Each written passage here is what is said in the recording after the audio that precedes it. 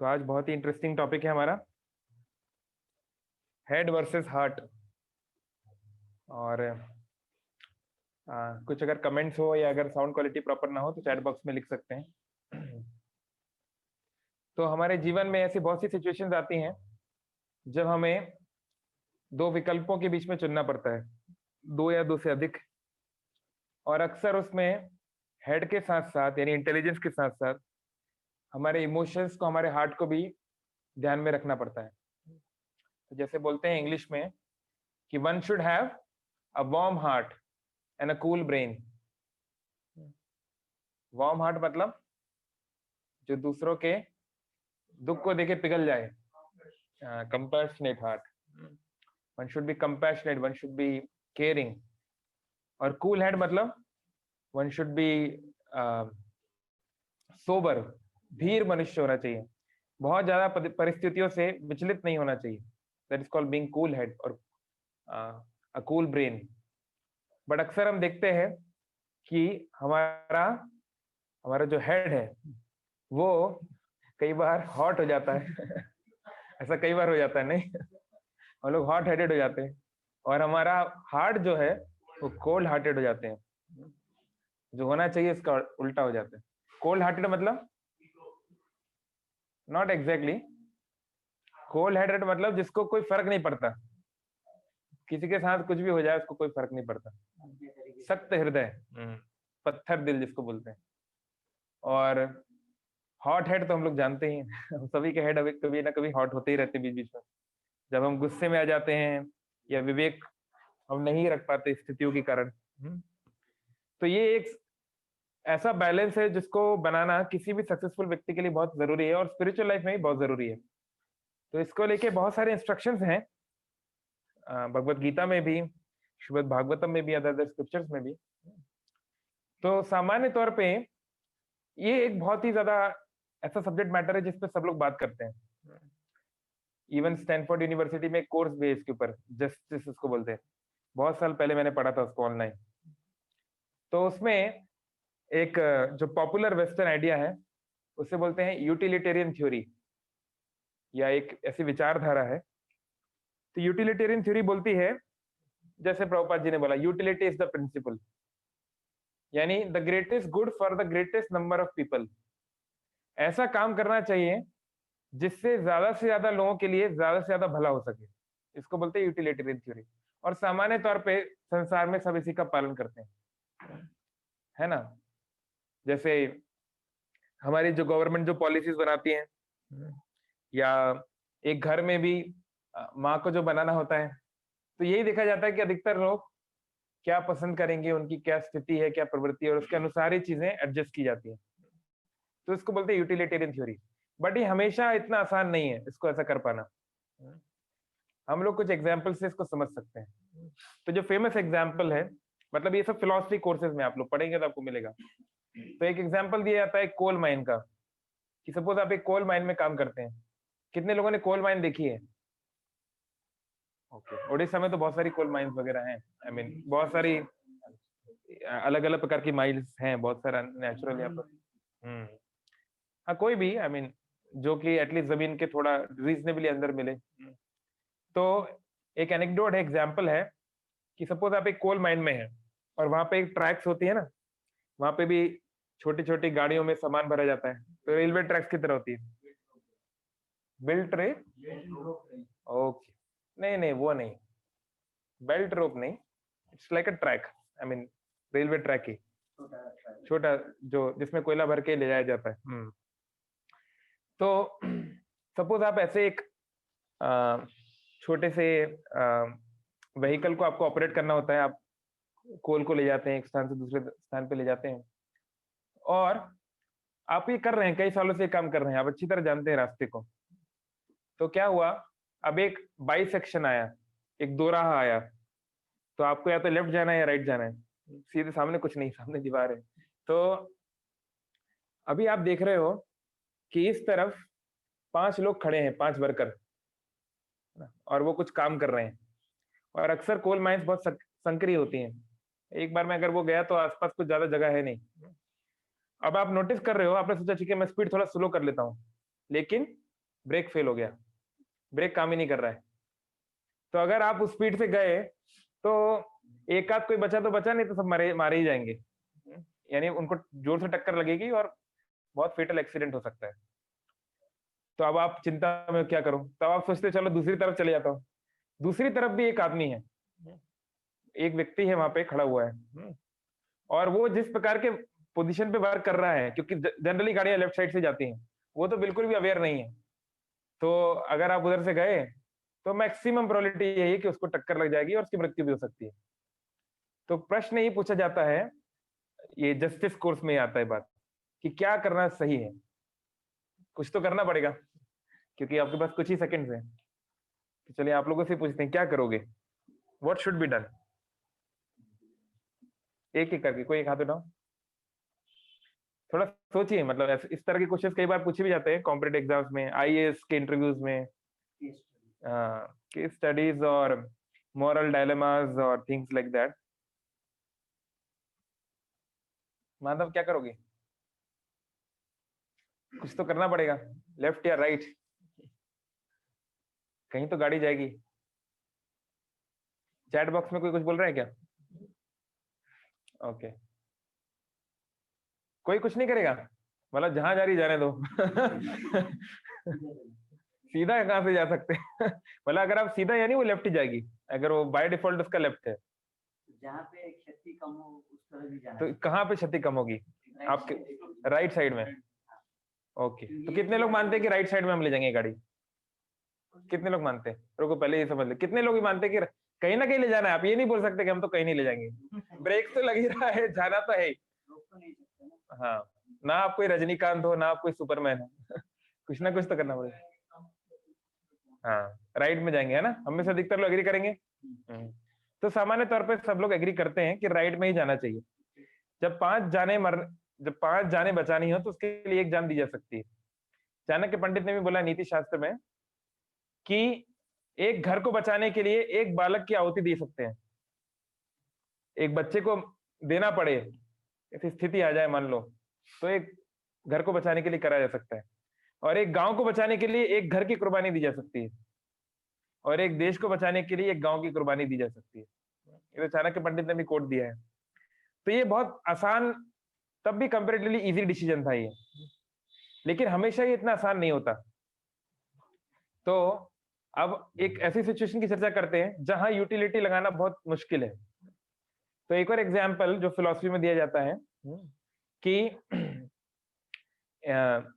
एक ब्रिटिश या कोई भी कॉलोनिस्ट ने एक आइलैंड पे कब्जा किया हुआ है, और वहां पे सब रेड इंडियंस रहते हैं। रेड इंडियंस मतलब आदिवासी टाइप के लोग, वो लोग रहते हैं। और वहां पे जो ब्रिटिश कमांडर है, या जो कॉलोनियल पावर है, सपोज दो चार ही है, उसमें ब्रिटिश ही मान लो, तो उसके जो कमांड इन चीफ है उसने 20 लोगों को पकड़ा हुआ है। अब आप एक ब्रिटिशर हो, तो आप वहां पे गए हो एक डॉक्यूमेंट्री बनाने के लिए, या फिर आप गए हो कि चीजों को समझने के लिए क्या पे क्या हो रहा है, ताकि आप न्यूज़पेपर में कुछ आर्टिकल लिख सको। तो आप वहां पे आ गए, तो जो कमांडर इन चीफ है वो थोड़ा सा पगला आदमी है। तो इसमें उसका नाम है जॉन, एक्चुअली उस पत्रकार का नाम है जॉन। तो आप समझ लो आप जॉन हो, तो आपको हाथ में बंदूक पकड़ा दी। तो उसने बोला कि जॉन, इन 20 में से कोई एक व्यक्ति को तुम चुन लो। उसमें महिला हैं, पुरुष हैं, बच्चे हैं, बूढ़े हैं, सब प्रकार के आदिवासी लोग हैं। किसी एक व्यक्ति को आप चुन लो और आप इनमें से किसी एक को गोली मार दो, और अगर आप गोली नहीं मारोगे तो मैं सारे 20 को मार दूंगा। तो आपको चुनना है, या तो आप एक को मार दो और बाकी 19 को मैं छोड़ दूंगा, नहीं तो अगर आपने गोली नहीं मारी तो सारे 20 मारे जाएंगे। तो इसको बहुत सारे कई नामों से बोला जाता है। इसको बोलते हैं प्रॉब्लम ऑफ कैनिबलिज्म, है ना, और प्रॉब्लम ऑफ मोरलिस्ट थ्योरी, है ना। तो ये एक ऐसी संचय की स्थिति आती है। अब क्या करें, अब क्या करेंगे बताइए, आप लोग क्या कर सकते थे? हैं? बुजुर्ग आदमी को मार देंगे, चलो ये ठीक है, ये एक विचारधारा हो सकती है। और हो सकता है कई बार बुजुर्ग आदमी भी 30-40 साल जी जाते हैं, कोई कह सकता है क्या? एक्सपीरियंस कर लेते हैं पूरा लाइफ का। तो बुजुर्ग आदमी को ही मार देना चाहिए। तो सरल। ओके, और कुछ? सबसे छोटा बच्चा को मार देना चाहिए। सबसे छोटे बच्चे को मार देना चाहिए। आप ऐसा कर पाओगे? बोल रहे हो, आप सोचो, इमेजिन करो, 2 साल का बच्चा आपके सामने, आपके हिम्मत हो जाएगी गन चलाने की? तो फिर मजाक की बात नहीं है, सोचो रियलिटी में क्या करोगे। बुजुर्ग को मारना भी इतना आसान नहीं होगा किसी के लिए। उसके पास ऑप्शन रहेगा क्या खुद को मारना? नहीं नहीं, और एक खुद को मार दूंगा मतलब खुद भी मरूंगा, हम भी डूबेंगे और तुम्हें भी डूबेंगे। कमांडर को आप नहीं मार सकते, उसकी पूरी सेना है, आप कुछ नहीं हो उसके सामने। ये सब सोचो मत कि मैं रजनीकांत मतलब बी प्रैक्टिकल आप ऐसा कुछ नहीं कर सकते कि भैया हाँ मैं एक गोली से सब पूरी सेना को तबाह कर दूंगा, वो सब नहीं हो पाएगा। तो इसमें अधिकतर लोग यही फैसला करते हैं, इसमें बहुत सर्वे हो चुके हैं, तो अधिकतर लोग यही मानते हैं कि वो गन नहीं चलाएंगे। अधिकतर लोग अपने हाथ गंदे नहीं करने चाहते, ये नेचुरल है, क्योंकि ये अब इसमें अगर उनका ये मतलब अधिकतर लोग का ये मानना रहता है कि ये ऐसा कुछ है जो जिसको मैं डायरेक्टली कन्फ्रंट ना भी करूं तो भी चीजें ऐसी होती ही हैं। आई मीन ये बहुत कॉमन है कि कॉलोनी बनाने वाले वहां के लोकल लोग को मारते ही हैं, लेकिन मैं किसी इनोसेंट को नहीं मारना चाहता कम से कम, तो मैं तो किसी की हत्या नहीं कर पाऊंगा। तो this is the what majority people से। तो ये इतना सारा डायलेमा होता है, तो ऐसे डायलेमा को का स्पिरिचुअल सॉल्यूशन क्या है? मान लो एक स्पिरिचुअली ऐसी सिचुएशन में पड़ जाए तो क्या करेगा? अर्जुन के सामने ये सिचुएशन आ गई है ना, गांडीवम श्रम सते हस्तात, गांडीव खिसकने लगा। क्यों? ऐसे तो अर्जुन ने कितने लोग को मारा था, लेकिन अब नहीं मार पा रहा है। क्यों? हाँ, तो इसको बोलते हैं मोरालिस्ट थ्योरी। यानी अब हर एक व्यक्ति का राइट्स, हर एक व्यक्ति को के साथ कैसा व्यवहार करना चाहिए, वो मोरालिटी सामने आ जाती है ना। यहाँ पर भी यूटिलिटेरियन थ्योरी लग सकती थी कि सारे देश को बचाने के लिए एक कुरु वंश को तो खत्म किया जा सकता है, लेकिन मोरलिस्ट थ्योरी भी बहुत हैवी होती है कभी कभी कि नहीं, उस व्यक्ति का क्या, उसकी क्या गलती थी, उस बूढ़े और ये उस बच्चे की क्या गलती थी जिसको मारा जा रहा है। तो ये प्रश्न कई बार लाइफ में आते हैं, क्योंकि जीवन में अक्सर चॉइसेस बहुत मुश्किल होती है। जैसे अभी यूएस इलेक्शन है दोनों ही कैंडिडेट्स को उनमें से एक को चुनना बहुत मुश्किल है। तो जनरली लाइफ में ऐसी सिचुएशन होती है, it's not so easy. Extreme situation बहुत कम होती है कि एक्सट्रीम गुड और एक्सट्रीम बैड, जनरली बहुत सारे शेड्स ऑफ ग्रे होते हैं और उसमें से आपको चुनना पड़ता है कि मैं क्या विकल्प लूंगा, है ना। कोई अगर परिवार का कोई व्यक्ति हमसे कुछ बोल दे तो हम लोग रिएक्ट भी कर सकते हैं, चुप भी रह सकते हैं, और हम लोग चाहें तो उसको बिल्कुल क्षमा कर सकते हैं। बहुत सारे ऑप्शन हमारे पास है ना। स्पिरिचुअली भी हमारे पास बहुत सारे ऑप्शन हैं। मान लो रात को लेट सोए लेकिन सुबह मंगल आरती जाना है तो जा भी सकते हैं, नहीं भी जा सकते हैं, कुछ झूठ भी बोल सकते हैं कि तबीयत खराब हो गई, बहुत सारी चीजें हम बोल सकते हैं। तो हर एक सामान्य तौर पे सिचुएशन में मल्टीपल ऑप्शंस होते हैं जिसमें ये दोनों चीजें आती है ना। तो भगवान इसको गीता में भी इसको निर्देशित कर रहे हैं, और खासकर कथा उपनिषद में इसका बहुत अच्छे से विवरण है।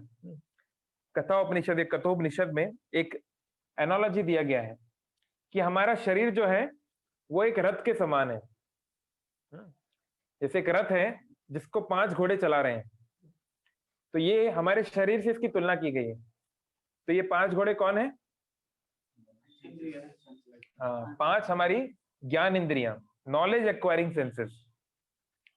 कौन कौन जानता है? माधव, 5 के नाम जानते हो? बोलो।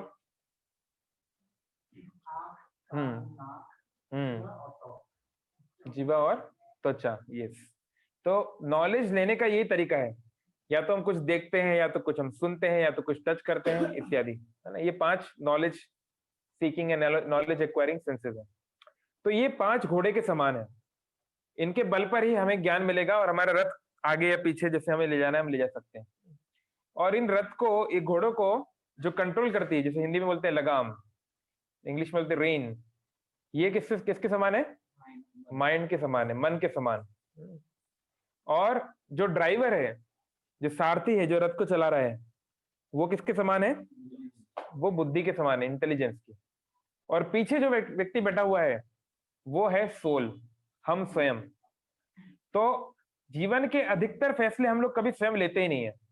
हमारी बुद्धि, हमारे मन और या हमारे इंद्रियों के प्रभाव में आके हम फैसले लेते हैं जनरली। ऐसा बहुत ही कम होता है कि सोल अपने एडवांटेज के लिए जहां उसको जाना है वहां वो जाती है, ऐसा जनरली नहीं होता, क्योंकि हमारा इंद्रियों, मन और बुद्धि पर कंट्रोल नहीं है सामान्य तौर पे। तो पहले ही समझना होगा कि मन और बुद्धि में मूल रूप से अंतर क्या है। जैसे मॉडर्न टर्मिनोलॉजी में भी बोलते हैं left brain and right brain, लेकिन ब्रेन तो फिजिकल एंटिटी है। जब हम माइंड और इंटेलिजेंस की बात करते हैं तो ये इसका सटल एस्पेक्ट है, सूक्ष्म रूप। जैसे एक लैपटॉप है या मोबाइल है, तो मोबाइल में हार्डवेयर है, उसका स्क्रीन है ना, उसके ईयरफोन्स आप लगा सकते हो एंड ऑल दीज थिंग्स, जो भी इसके है, जो आप टच कर सकते हो वो सब हार्डवेयर है। पर इसके अंदर सॉफ्टवेयर भी है, तो सॉफ्टवेयर को आप टच नहीं कर सकते फिजिकली, लेकिन सॉफ्टवेयर की प्रेजेंस के बिना ये काम नहीं करेगा। अभी कुछ दिन पहले मेरा सॉफ्टवेयर काम नहीं कर रहा था, है ना। तो ऐसे ही हम सभी जानते हैं कि हमारे अंदर बुद्धि है ना, मानते कि नहीं? कोई ऐसा बोलता है कि हम अंदर बुद्धि नहीं है? ऐसा नहीं बोलते। जैसे उर्दू में बोलते हैं बेवकूफ, वकूफ मतलब बुद्धि और बे मतलब नहीं, तो बेवकूफ जिसके पास बुद्धि नहीं उसको बोलते हैं बेवकूफ। तो ऐसे हर व्यक्ति जानता है कि उसके अंदर ये चीज है, बट प्रॉब्लम क्या होता है, या इसको बोलते हैं conscious and subconscious aspect of mind. होता क्या है कि हम में से अधिकतर अपने मन को बुद्धि के द्वारा नियंत्रित नहीं कर पाते। तो मन किस तरह काम करता है? मन सेंस परसेप्शंस पे काम करता है, इमोशंस के आधार पे काम करता है। मन, हम लोग रास्ते में जा रहे हैं, हमको एक गुलाब जामुन दिखी शॉप पे, हमको गुलाब जामुन बहुत पसंद है, तो मन में विचार आ गए कि गुलाब जामुन कैसी होती है, क्योंकि हम बहुत बार हमने खाया है इसको, उसका सेंस परसेप्शन हमारे पास है। तो मन में विचार आया कि हाँ गुलाब जामुन तो बहुत टेस्टी है। तो मन केवल परसेप्शन के आधार पे काम करता है कि ये मुझे सुख देगी या दुख देगी, टेम्पररी। कोई करेले को देख के हो सकता है उसका मन एकदम अरे नहीं नहीं ये तो कड़वा है, इसको नहीं। ऐसे ही हर वस्तु पे, है ना। कोई पुरुष जब कोई स्त्री को देखता है, या मान लो कोई धनी लोभी व्यक्ति कब धन को देखता है, लाइक दैट, तो ये हमेशा इस प्रकार के विचार आता है। तो मन में तो ये विचार आएगा ही इस स्थिति में। अब अंतर क्या है, विवेक किसको बोलते हैं? कि जब बुद्धि मन के इन विचारों को फिल्टर कर पाए कि ठीक है तुम ये गुलाब जामुन खाना चाहते हो, इट्स ओके, पर गुलाब जामुन की कीमत है 10 रुपए और तुम्हारे जेब में तो फूटी कौड़ी भी नहीं है, तो यानी कि आप उसको सही तरीके से नहीं ले सकते। तो मन बोलेगा चोरी कर लेते हैं, कौन देख रहा है, कोई नहीं आसपास, तो है ना। तो फिर ये किसकी जीत होगी डिपेंड करता है कि कौन ज्यादा ताकतवर है। अगर घोड़े बहुत शक्तिशाली हैं, लगाम बहुत मजबूत है और ड्राइवर लूला लंगड़ा, उसको कुछ शक्ति नहीं है, तो घोड़े खींच ले जाएंगे, नहीं, जहां उनको ले जाना है वो ले जाएंगे। तो ऐसा अक्सर हमारे साथ होता है। एज अ स्टूडेंट हम लोग पढ़ाई करते हैं, एज अ प्रोफेशनल हम लोग कुछ गोल्स रखते हैं, या फैमिली में हम लोग कुछ हमारे व्यवहारों को हम रखना चाहते हैं, कुछ लाइफ में कुछ एथिक्स पालन करना चाहते हैं, पर वो नहीं कर पाते क्योंकि मन बहुत ज्यादा स्ट्रांग है। चंचल ही मनः कृष्ण प्रमादी बलवद दृढ़म तस्यहम निग्रहम मन्ये वायुर इव सुदुष्करम। अर्जुन बोल रहे हैं कि हे कृष्ण, मुझे लगता है ये मन बहुत ज्यादा चंचल है और प्रमादी, प्रमादी मतलब पागल, पागलों की तरह काम करता है। ऐसा नहीं है, जैसे कई बार हम देखते हैं बहुत सारे बड़े बड़े क्रिमिनल्स बहुत सारे काम कर जाते हैं, तो वो क्रिमिनल कहां से आए? कोई दूसरे लोग से थोड़ी ना आए। हम सभी के अंदर ये क्रिमिनल मेंटेलिटी भी है और एंजेलिक या डिवाइन क्वालिटी भी है। अभी हमारे ऊपर है कि हम किसको कल्टीवेट करते हैं। तो हम में से कोई भी किसी भी प्रकार का काम कर सकता है, कोई भी रावण बन सकता है, बस ये केवल सही क्वालिटीज या बुरी क्वालिटीज को कल्टीवेट करने की बात है। ऐसा नहीं होता कि जब उसामा बिन लादेन का जन्म हुआ था तो बचपन से ही माँ के पेट से बंदूक हाथ में लेके हाय चलो कहाँ है अमेरिका, ऐसा तो नहीं हुआ। कुछ सिचुएशंस ऐसी बनती हैं, एनवायरनमेंट है, और जिस प्रकार की क्वालिटीज को वो कल्टीवेट करता है उससे कोई व्यक्ति या तो बहुत महान व्यक्ति बनता है या फिर बहुत दुराचारी बनता है। तो इसलिए हमें समझना है कि हमारे अंदर ही पहले ये दोनों चीजें हैं, पहले तो ये मानना है। अधिकतर लोग तो ये समझते हैं हम तो बहुत दूध के धुले हुए हैं, है ना। तो जैसे गीता के 14 अध्याय में बताया गया है, सतोगुण रजोगुण और तमोगुण में कंपटीशन चल रहा है, तीनों गुणों में कंपटीशन चलता रहता है, कभी सतोगुण हावी हो जाता है तो जब हम लोग सतोगुण में हैं तब हमारे विचार शुद्ध होंगे, तब हमें लगता ही नहीं है कि हम किसी का बुरा करने वाले हैं, है ना। जब जीवन में कई चीजें ठीक चल रही होती है, हम दूसरों का भी भला करना चाहते हैं, लेकिन कभी कभी रजोगुण हावी हो सकता है। वही अच्छा खासा आदमी जो 2 घंटे पहले तक समाज सुधार की बात कर रहा था, वो हो सकता है एकदम पलट जाए, अपने परिवार में किसी का नुकसान कर दे, ऐसा हो सकता है और वो होता है। तो हमें ये समझना पड़ेगा कि प्रकृति के गुण बहुत शक्तिशाली हैं। देवी ही एषा गुणमयी मम माया दुरत्यया। ये जो माया है, माया मतलब होता है इल्यूजन, माँ मतलब नहीं, या मतलब यह जो नहीं है। तो ये जो इल्यूजन है ये बहुत स्ट्रांग है, इससे कोई जीत नहीं सकता। कोई सोचे कि मैं मन और बुद्धि को अपने विचारों से खुद से कंट्रोल कर लूंगा, ऐसा बेवकूफी है, ऐसा कभी नहीं हो सकता। जैसे अल्बर्ट आइंस्टीन ने बोला, we can not solve the problems from the same mind which created it. जिस मन से हमने प्रॉब्लम्स बनाई हैं, उसी मन से उनका सॉल्यूशन हम लोग नहीं कर पाएंगे। तो इसलिए स्पिरिचुअल लाइफ में ये बहुत महत्वपूर्ण है कि कभी भी हम इसको लाइटली ना लें, कभी भी इसको, क्योंकि ऐसे जैसे बोलते हैं ना, फैमिलियरिटी लीड्स टू कंटेम्प्ट। जैसे शिला प्रभुपाद जब 1940s में 50s में इंडिया में प्रचार कर रहे थे, भगवत गीता के बारे में बता रहे थे लोगों को, नई नई आजादी मिली थी देश को, तो देशवासी बोल रहे थे अभी तो आजादी मिली है, अभी हमको पश्चिम की तरह विकास करना है, हमें विकास की राह पे जाना है। ये सब गीता हम सभी जानते हैं। तो प्रभुपाद जी देख रहे थे कि भारत के लोग इतना ज्यादा पॉलिटिक्स और इतना ज्यादा इन मुद्दों में इन्वॉल्व हो गए हैं कि वो स्पिरिचुअलिटी को सीरियसली नहीं ले रहे हैं। तो प्रभुपाद जी ने और उनके गुरु ने जो उनको बोला था वो करने का उन्होंने प्रयास किया। इसको बाद में बोला गया द पिज्जा इफेक्ट। कोई जानता है पिज्जा इफेक्ट? तो पिज्जा वैसे डिश है, इटालियन डिश है ये, इटालियन लोग इसको बनाते थे, इसको खाते थे, है ना। और इसमें बहुत मात्रा में चीज होता है, इट्स अ हैवी थिंग, है ना। और हर कोई इसको नहीं खा सकता। मतलब अगर कोई बीमार है तो of course it's not recommended to eat lot of cheese and all this, है ना। तो इटली में पिज्जा था पर वो इतना कोई पॉपुलर नहीं था, है ना। उसको मतलब कुछ खास दृष्टि से नहीं देखा जाता था। जैसे मुझे एक बंगाली भक्त ने एक बार बताया, जैसे हम मध्य प्रदेश में गिलकी वगैरह बहुत खाते हैं, गिलकी की सब्जी। कोई जानता है गिलकी क्या होता है? ओके, उसको बोलते हैं शायद ग्रीन गार्ड, ऐसा कुछ बोलते हैं समथिंग। एनीवे, दक्षिण आई मीन मध्य भारत में बहुत फेमस है गिलकी की सब्जी। तो मुझे बोले वो बंगाली भक्त कि आप लोग गिलकी की सब्जी खाते हैं? हमारे यहाँ तो हम लोग गाय और ढोरों को खिलाते हैं गिलकी की सब्जी। मतलब जो गिलकी की सब्जी है वो इंसान नहीं खाते, वो लोग केवल गायों को या जानवरों को खिलाते हैं। तो बहुत डिफरेंस है, I mean there is a drastic difference, क्योंकि बंगाल में वेजिटेशन ज्यादा है, ज्यादा सब्जियां हैं, तो वो अफोर्ड कर सकते हैं ऐसा, पर हर जगह ऐसा पॉसिबल नहीं है, नहीं। एनीवे, तो इटालियन लोग क्या करते थे, उनको पिज्जा मतलब वो उसे खाते थे, उसमें उनको कुछ खास रुचि नहीं था, उनको कोई खास अच्छा नहीं लगता था।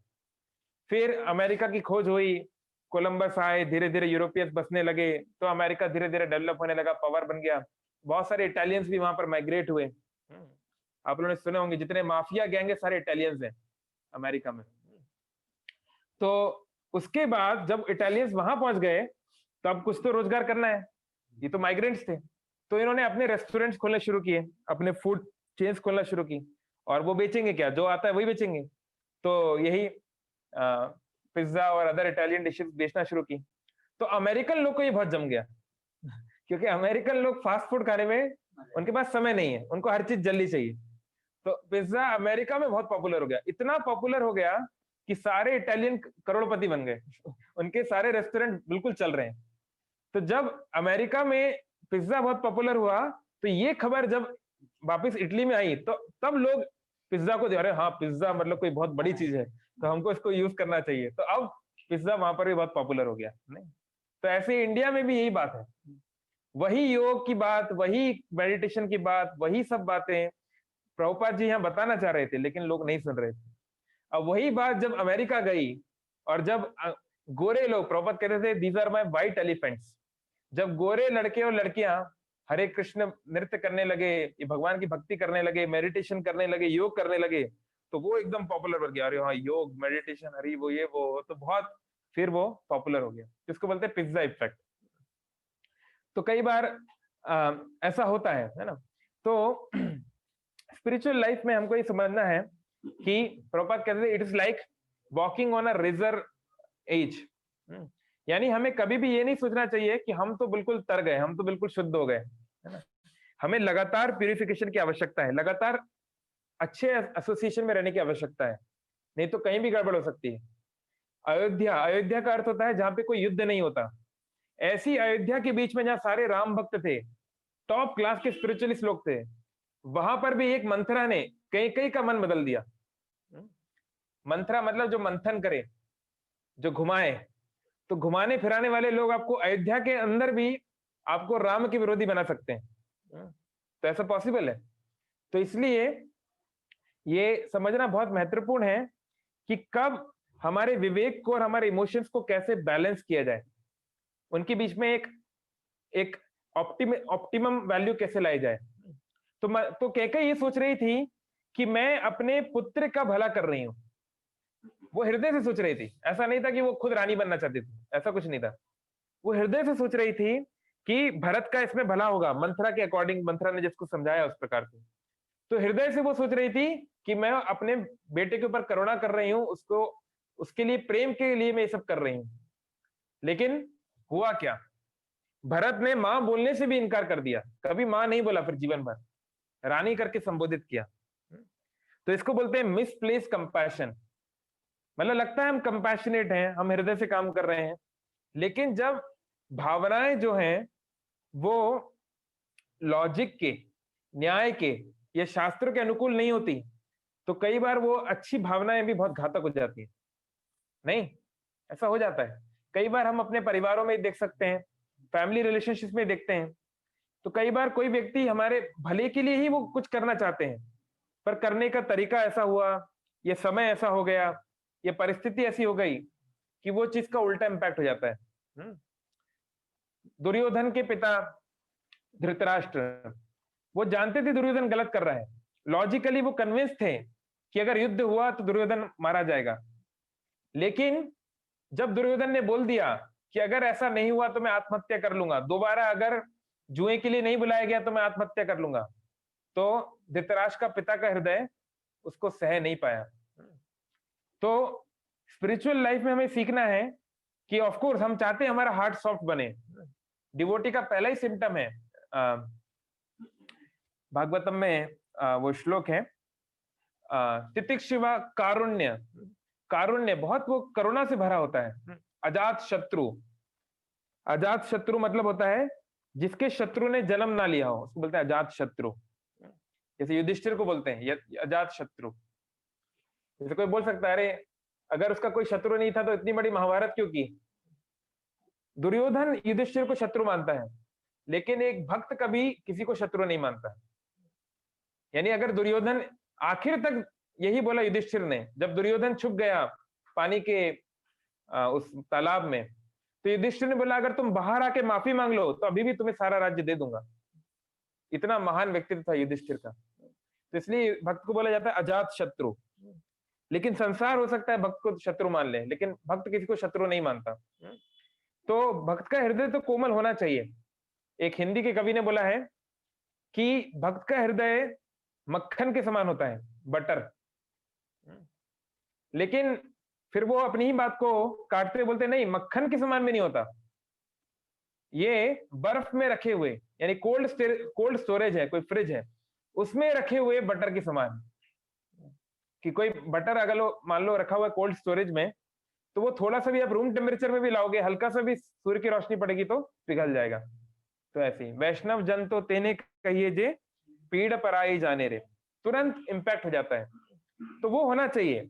लेकिन जैसे प्रभुपाद बोलते थे, रिलीजन विदाउट फिलॉसफी इज सेंटिमेंटलिज्म, कि केवल भावनाओं पे काम करना इस स्थिति में जब हमारा चेतना पूरी तरह से शुद्ध नहीं है, ये घातक हो सकता है।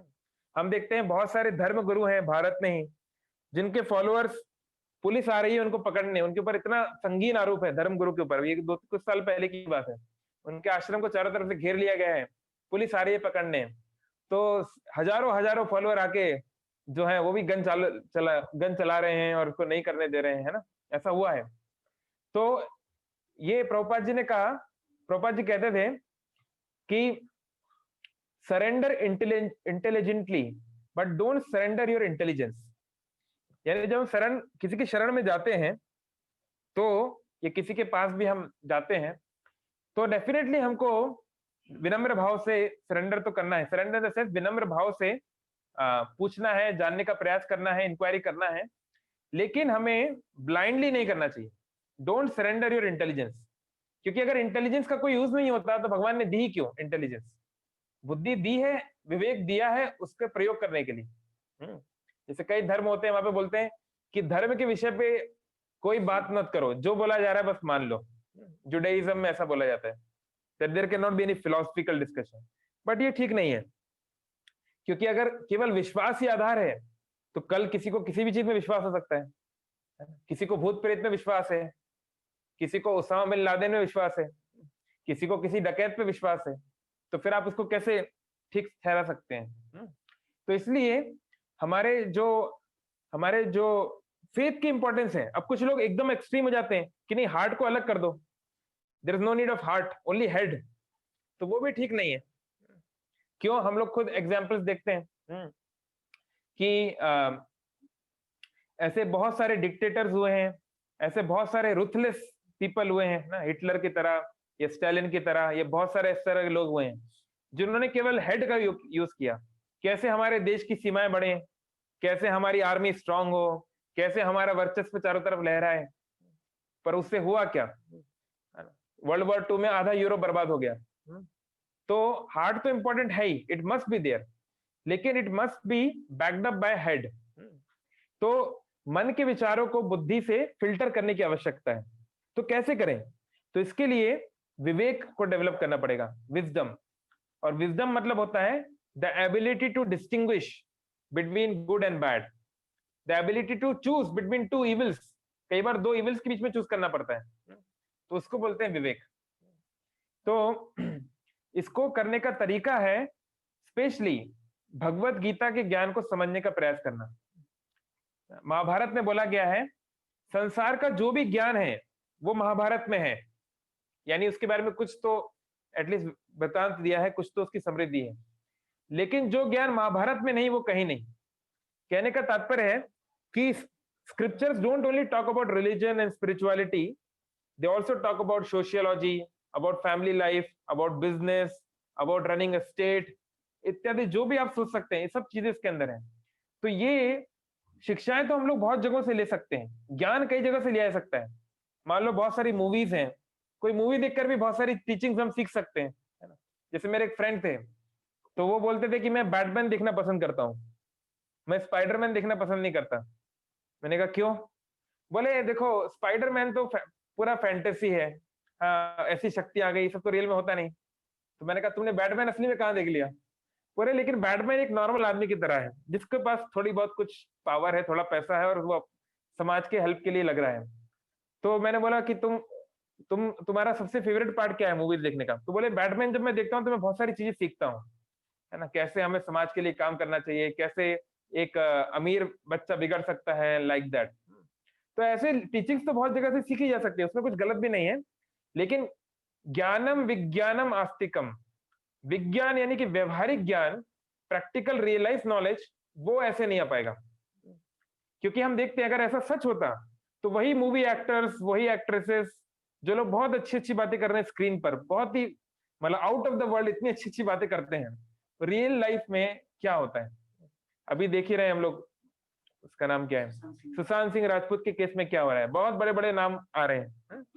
तो केवल theoretical knowledge is not enough, हमें उन लोगों से ही सुनना चाहिए जो उसको फॉलो कर रहे हैं, उसका हृदय पे लास्टिंग इंपैक्ट पड़ता है। तो इसलिए बुद्धि को डेवलप करने का पहला महत्वपूर्ण तरीका है भगवत गीता जैसे शास्त्रों को पढ़ना, और उसको जो लोग पालन कर रहे हैं उनके एसोसिएशन में रहना, क्योंकि उससे बहुत इंपैक्ट पड़ता है। और तीसरी चीज है कि अपने बुद्धि से हम जो कंक्लूजन्स करते हैं, हमको जो रियलाइजेशन आएंगे, जीवन में रियलाइजेशन की बहुत इंपॉर्टेंस है।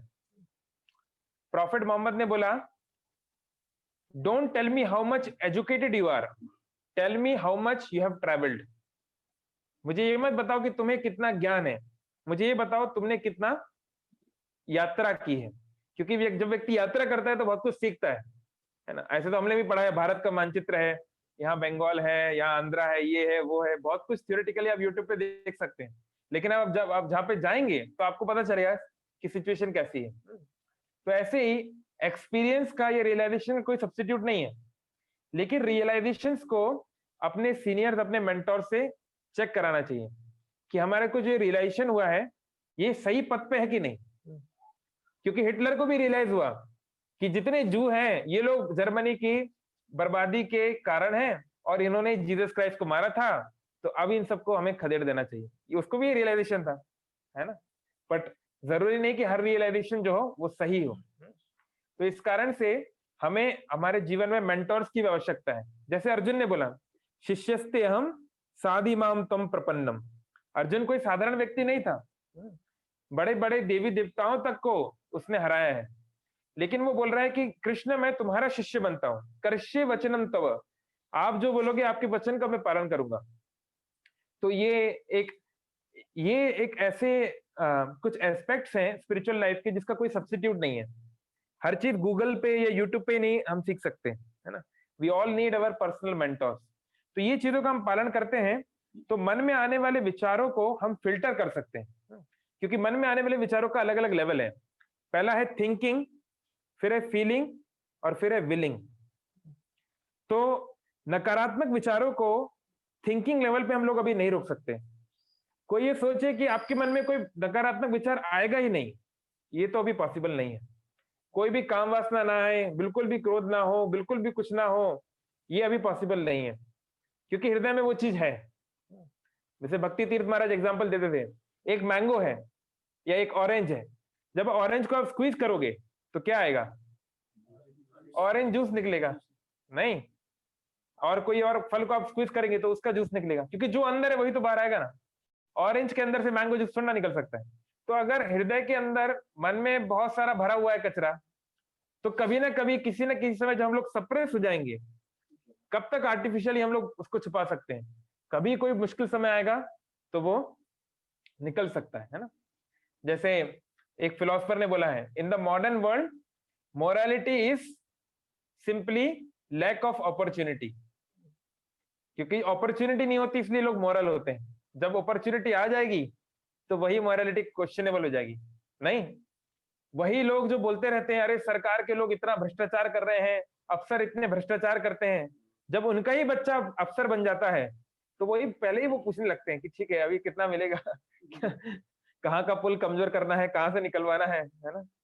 अभी ओडिशा की कुछ दिन पहले की बात है, एक गवर्नमेंट ऑफिसर मुझे पर्सनली बोल रहे हैं कि उनके ऊपर पूरा प्रेशर है, वो डिवोटी है, वो नहीं लेना चाहता, लेकिन ऊपर से लेकर नीचे तक सब बोल रहे हैं तुम्हें लेना पड़ेगा क्योंकि ऊपर वालों को तुम्हें देना पड़ेगा।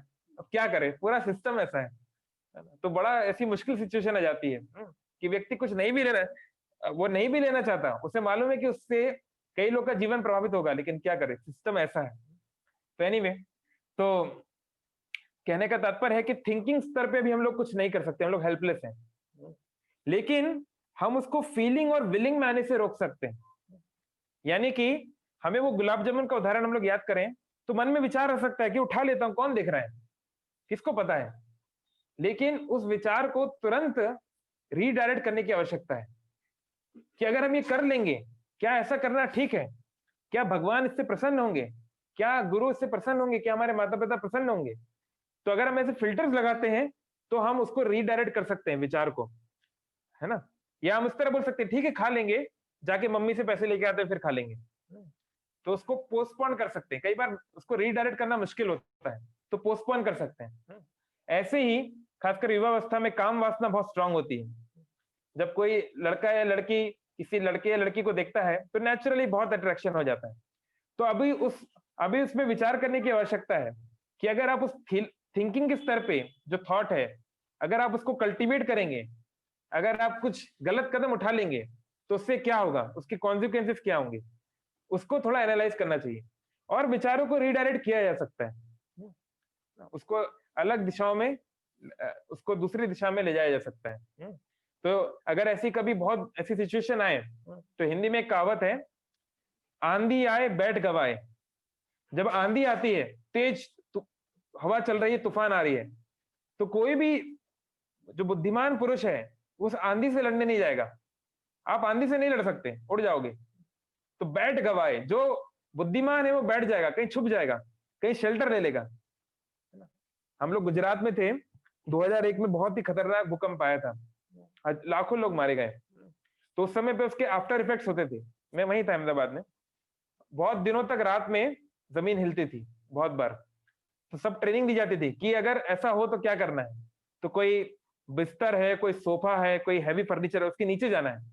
ये नहीं भूकंप आ गया तो हाँ कहाँ है भूकंप ऐसा आप नहीं कर सकते, क्योंकि प्रकृति से आप नहीं लड़ पाओगे। तो ऐसे ही मन के वेग से हम लोग नहीं लड़ सकते, ये बिल्कुल इम्पॉसिबल है। इसलिए उस समय अच्छा है कि चुपचाप उससे लड़ने का प्रयास ना करके भगवान की शरण ले ली जाए। नहीं तो हम लोग अगर ऐसे फॉल्सली विचार करने लगे, ठीक है आने दो विचार, आने दो, कि मैं कुछ भी देख सकता हूँ, मैं कहीं भी जा सकता हूँ, मैं कुछ भी खा सकता हूँ, मैं कुछ भी पी सकता हूँ, मुझे कोई फर्क नहीं पड़ेगा।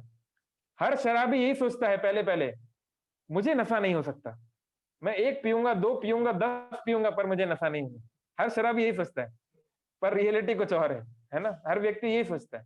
हर इंजीनियर को पहले फर्स्ट ईयर में यही सीनियर बोलते हैं, बस एक बार सुट्टा लगा ले फिर छोड़ देना। आई डोंट नो यहाँ पे बोलते कि नहीं, हमारे उधर तो बोलते हैं। लेकिन वो एक की शुरुआत जो होती है फिर वो बढ़ती जाती है, वो खत्म नहीं होती। तो ऐसे ही मन के ऐसे विचार जब हावी होने लगे तो बस एक जगह पे बैठ के उनसे लड़ने का प्रयास ना करें कि ऐसा विचार कैसे आ गया मेरे मन में, ये और वो, और गिल्ट, उसको गिल्ट लाने का कोई अर्थ नहीं है। बल्कि उस समय भगवान का आश्रय लें। हरे कृष्णा कृष्णा कृष्णा हरे हरे, हरे राम राम राम हरे। तो भगवान का नाम का जप कर सकते हैं, कुछ कीर्तन सुन सकते हैं, भगवान का फोटो देख सकते हैं। ये सब तरीके से आंधी, क्योंकि ज्यादा समय नहीं चलेगी, आंधी 5 मिनट, 10 मिनट, 15 मिनट, 20 मिनट, उससे ज्यादा नहीं चलती है ना। आप कोई भी साइकोलॉजिस्ट के पास जाएंगे वो भी आपको यही बात बताएंगे। अभी हाल ही में एक डिवोटी था, उनको बहुत ज्यादा प्रॉब्लम हो रही थी मन से रिलेटेड, है ना। तो उन्होंने इंडिया के one of the top psychiatrist के साथ एक मीटिंग रखी, ऑनलाइन जूम मीटिंग। आधे घंटे का उन्होंने 5,000 रुपए चार्ज किया। तो उन्होंने बोला प्रभु जी आप भी इसमें आइए और देखिए क्या बोलते हैं। तो मैं भी उसमें था आधे घंटे तक। मैं सोचा क्या बोलेंगे, देखते साइकेट्रिस्ट। तो वही बातें जो हम लोग सुनते आ रहे हैं गीता की, उसको और थोड़ा सा रिसाउंड करके, बढ़िया है 30 मिनट का 5,000 तो बढ़िया काम था उसको वही बात। तो वो मुझे यही बोला कि प्रभु जी ये तो आप लोग बहुत पहले से मुझे बोलते आ रहे हैं। तो बोला कि प्रोडक्ट से ज्यादा पैकेजिंग की इंपॉर्टेंस होती है नहीं, प्रोडक्ट से ज्यादा लोग पैकेजिंग देखते हैं कैसा है। तो जब आप 5,000 रुपए देते हो, जब आप नाम सुनते हो, डॉक्टर कैलाश मंत्री, भैया बड़े बहुत बड़े आदमी है, इनका यूट्यूब पे ये है वो, तो आप थोड़ा शायद कुछ अच्छा मुझे मिलने को मिलेगा।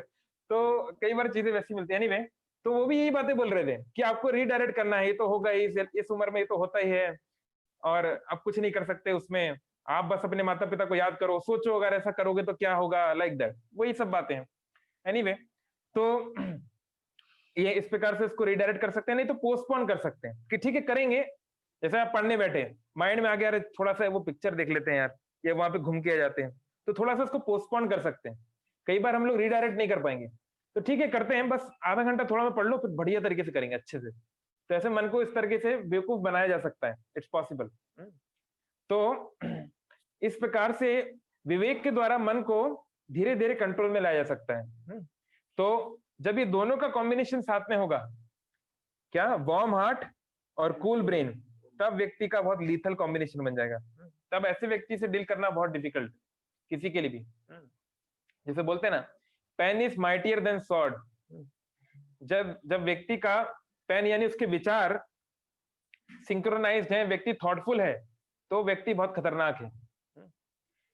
एक बहुत फेमस रेसलर थे ब्रूस ली, जानते हैं आप लोग ब्रूस ली। तो ब्रूस ली ने बोला कि I am not afraid of a person, of a competitor who knows 10,000 kinds of kicks. इसमें कई प्रकार की किक्स माननी पड़ती हैं। तो बोल रहे मैं ऐसे व्यक्ति से नहीं डरता जो 10,000 प्रकार की किक्स जानता है। I fear a person who has practice one kick 10,000 times. मैं उससे डरता हूं जिसने एक किक को 10,000 बार किया है। तो कंसिस्टेंसी बहुत महत्वपूर्ण है। कि हम लोग क्या करते हैं जनरली, हम लोग एक कोर प्रिंसिपल पे ध्यान ना देके बहुत सारी चीजें करने लगते हैं जब चीजें वर्कआउट नहीं करती। जैसे ऐसे एक कथा है, लोक कथा, कि एक बार एक गांव में किसान था, तो उसका एक लड़का था, बच्चा। तो किसान जो है बच्चे को कभी खेत पे नहीं लाता था, बस वो कभी कभी आता था खाने वाना देने के लिए, बाकी वो खुद ही खेत पे काम करता था। तो अब पिताजी की कुछ कारण से मृत्यु हो गई, पिताजी चल बसे। अब लड़के को ही सब काम करना है, कोई और तो है नहीं, बहनें हैं, माँ है, तो खेत तो उसी को देखना पड़ेगा। तो अब उसने गौर फरमाया कि हमारे खेत में कुआं तो है ही नहीं, खेत में कुआं होना चाहिए, फिर बाद में बारिश आएगी तो कुआं में पानी स्टोर करेंगे। ये सब इलेक्ट्रिसिटी आने के पहले की बात हो रही है। तो उसने सोचा कि मैं कुआं खोदूंगा। अब वो सोच रहा मैं कुआं कहाँ खोदूं, इतना बड़ा खेत है, किधर पे पानी मिलेगा। तो सामने कोई सज्जन पुरुष जा रहे थे, तो सज्जन पुरुष से पूछा, ऐसी ऐसी बात है, आप बताइए कहाँ पे कुआं कुआं खोदूं। वो आए, थोड़ा उन्होंने फील्ड को देखा, बोले हाँ मैं कई साल का मेरा एक्सपीरियंस है, मेरा खुद का खेत है, तुम्हारे लिए ये उत्तर दिशा में यहाँ पे एक पेड़ है, इसके पास में तुम खोदो, यहाँ तुम्हें जरूर मिल जाएगा। तो बोला ठीक है। तो उसने खोदना शुरू किया। तो खोदा खोदा 10 फीट हो गया, 20 फीट हो गया, 30 फीट हो गया, कोई पानी नहीं आ रहा है। तो थोड़ा उसका पेशेंस कम होने लगा, है ना। तो आज सोचा चलो छोड़ो, आज छोड़ते कल देखेंगे। फिर वो कल आया, तो दोबारा अब सोच रहा था चलो और गड्ढा करना शुरू करता हूँ। तो सामने से एक दूसरे व्यक्ति जा रहे थे, तो उन्होंने बोला क्या बात है, बड़े चिंतित लग रहे हो। तो इसने बोला कि क्या बताएं, मुझे यहाँ पे कुआं खोदना है हमारे खेत में। तो फलाना सज्जन पुरुष जा रहे थे, उन्होंने बोला यहाँ पे खोदो, मैं खोद रहा हूँ पर कुछ निकल नहीं रहा है। तो ये दूसरे सज्जन पुरुष ने बोला अरे तुम किसकी बात में आ गए, तुम मेरी बात मानो, उत्तर में नहीं दक्षिण में मिलेगा पानी, यमराज दक्षिण की तरफ है। तो उसको बोला कि तुम वो छोड़ दो, तुम इधर आ जाओ। तो दिखा यहाँ पे तुम कुआं खोदो। तो उसने खोदना शुरू कर दिया। तो वहां खोदा, 10 फीट 20 फीट खोदा, शाम हो गई, फिर कुछ पानी नहीं। फिर उसका दिमाग खराब हो गया, बोले चलो कल देखेंगे, शायद कोई अच्छा दिन होगा। अगले दिन मुहूर्त देख के निकला। फिर बड़ा गंभीरता से सोच रहा था क्या करूं, यहाँ पे और खोदू क्या, जाऊं कि नहीं। तो फिर कोई तीसरे व्यक्ति आ गए, उन्होंने बोला तुम किन प्रकार के मूर्खों की बातों मान जाते हो, पानी हमेशा कहाँ से आता है, पानी हमेशा पश्चिम से पूरब की ओर जाता है, नदियां सामान्य तौर पर पूरब की ओर बहती है, तो तुम्हें पूर्व में देखना चाहिए, वहीं पे पानी इकट्ठा होगा, तो तुम वहां जाके खोदो। तो ऐसे करके उसने बहुत जगहों पे बहुत सारे गड्ढे कर दिए, 10 फीट 15 फीट 20 फीट 30 फीट। बहुत दिन गुजर गए, 1 महीना गुजर गया। दोबारा वो सज्जन पुरुष सबसे पहले वाले उस रास्ते से गुजरे, देखा कि अरे इतने सारे गड्ढे हैं यहाँ पे, क्या हो रहा है। तो वहां पे वो लड़का हताश बैठा था। बोले क्या बात है, तुम इतने हताश बैठे हो, यहाँ पे गड्ढे गड्ढे दिख रहे, कुआं नहीं है। तो उसने बताया ऐसी ऐसी बात हुई, ये आए फिर वो आए, मैं यहाँ मैं देख रहा हूँ कहीं पानी नहीं निकल रहा है।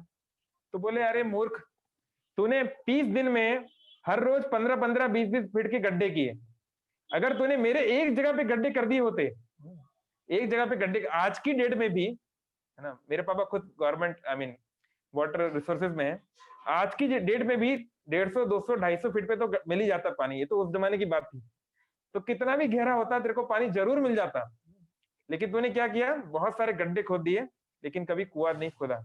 बहुशाखा ही अनंतश्च बुद्धयो अव्यवसायी नाम, गीता में भगवान बोल रहे हैं। तो ऐसे क्या होता है कि स्पिरिचुअल लाइफ में भी, क्योंकि हमारा माइंड हमारे कंट्रोल में नहीं है, तो हम सोचते चलो ये काम नहीं किया, चलो चैंटिंग करने में मन नहीं लग रहा, कोई बात नहीं ये कर लेते हैं, फिर ये में मन नहीं लगा, चलो ये कर लेते हैं, थोड़ा थोड़ा पूरी घूम के आ जाते हैं, अरे यहाँ से कुछ नहीं हुआ कोई बात नहीं, वैष्णो देवी घूम के आ जाते हैं, तो ये कर लेते हैं, वो कर लेते हैं, बहुत सारी चीजें हम लोग कर लेते हैं। तो जो कोर प्रिंसिपल है, जो पहले बताया गया है, उसको छोड़ के हम 10 चीजें करते हैं। इसे अंग्रेजी में कहावत है, jack of all trades but master of none. तो हम क्या बन जाते हैं, हम जैक बन जाते हैं, गुलाम बन जाते हैं, किंग या क्वीन नहीं बन पाते हम लोग, रानी राजा नहीं बन पाएंगे, हम लोग जैक ही बने रहेंगे। तो अगर स्पिरिचुअल लाइफ में भी आगे बढ़ना है तो कोर कॉम्पिटेंसी पे ध्यान देना पड़ेगा। कोर कॉम्पिटेंसी है कि बहुत सारी चीजें हैं स्पिरिचुअल लाइफ में भी, बट मेन है कि हमारा भगवान के प्रति प्रेम कितना बढ़ रहा है, कितना भगवान के नाम में, भगवान की कथा में हमें इंटरेस्ट आ रहा है, कितना हमारा हृदय परिवर्तन हो रहा है। क्योंकि अगर हमेशा कीर्तन करना है तो क्या करना होगा, तृणादपि सुनीचेना, कितने हम विनम्र बन रहे हैं, तरोरपि सहिष्णुना, कितने सहिष्णु हैं, ये नहीं कोई आके थोड़ा कुछ बोल दिया तो हम फूल के हम लोग गुप्पा हो गए, नहीं। अमानी ना मान देना, कितना हम दूसरों को सम्मान दे पाते हैं। प्रभुपाद ने कहा the symptom of a devotee is that he is a gentleman, devotee must be a gentleman और a gentle woman, he must be. और अमानी, खुद के लिए कोई मान की इच्छा ना करना। वो संसार के सुखों से ज्यादा प्रभावित ना होना और दुखों से बहुत विचलित ना होना, ये प्रूफ है। इससे हम खुद समझ सकते हैं कि हम कहाँ जा रहे हैं। जैसे हमारी जब भूख मिटती है तो कोई फलाना व्यक्ति को आके बताने की जरूरत नहीं है, हम खुद रियलाइज करते हैं कि भूख कम हो रही है, धीरे धीरे पेट भर रहा है। तो ऐसे ही भक्ति में हम आगे बढ़ रहे हैं कि नहीं, उसको किसी को बताने की जरूरत नहीं, हम लोग खुद समझ जाएंगे, है ना। हृदय की जो गति है हम लोग खुद समझ जाएंगे। तो इसलिए हमारे हृदय को और हमारे यानी हमारे कॉन्शियस और सबकॉन्शियस माइंड को, यस, माइंड और इंटेलिजेंस को हार्मनी में करने की आवश्यकता है। माइंड के लिए मेडिटेशन की आवश्यकता है। हरे कृष्ण कृष्ण कृष्ण हरे हरे, हरे राम राम राम हरे हरे, इस मंत्र पे ध्यानपूर्वक जप करने की आवश्यकता है। और भगवत गीता का और भागवतम का नित्यम या रोज उसको पढ़ने की आवश्यकता है। तो जरूर हम दोनों चीजों को बैलेंस कर पाएंगे। Thank you. हरे कृष्ण। किसी का कोई क्वेश्चन है, कमेंट हो तो बोल सकते हैं, चैट बॉक्स में है क्या, देखो।